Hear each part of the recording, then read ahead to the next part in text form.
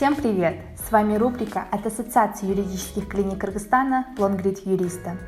Героями рубрики являются юристы из Кыргызстана, которые делятся своим опытом, взглядами на мир и интересными историями из жизни. И мы постараемся вам показать, что среди юристов Кыргызстана есть крутые эксперты с уникальными ценностями и расскажем о героях нашего времени. И героиня нового выпуска Чинара Айдарбекова, экс-судья Конституционной палаты Верховного суда Кыргызской Республики, советник юстиции первого класса, член Совета судей Кыргызской Республики и соучредитель общественного объединения Кыргызская ассоциация женщин-судей. Юриспруденция уже философия моей жизни, наверное. Я этим занимаюсь сколько уже 30 лет юриспруденцией. Это уже часть моей жизни, философия моей жизни. Но быть юристом, конечно, не было моей целью, когда я мечтала в детских мечтах. Я больше мечтала стать врачом. Я даже занималась, чтобы поступить сразу в медицинский институт. С 8 класса читала разные книжки, поступала на школу юного биолога в Национальный университет. Почему-то я так готовилась, хотела стать врачом.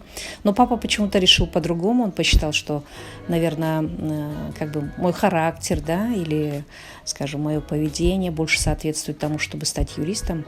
И, честно говоря, он меня уговорил, что можно было бы пойти в юристы. Я думаю, что он мне помог с выбором профессии. Я ему очень благодарна. За то, что он как-то меня направил тогда. Я считаю, что у юриста должны быть ценности. Это очень важный момент. Сейчас, например, у юристов как-то плохой имидж, можно сказать, в обществе. Почему? Потому что все считают, что, во-первых, юристы не очень хорошо подготовлены.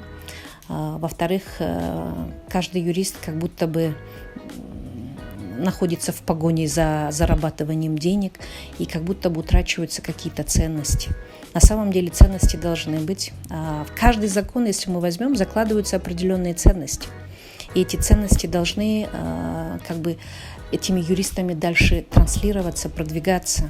Но чтобы быть успешным, надо быть, на мой взгляд, целеустремленным. Надо быть собранным, ответственным.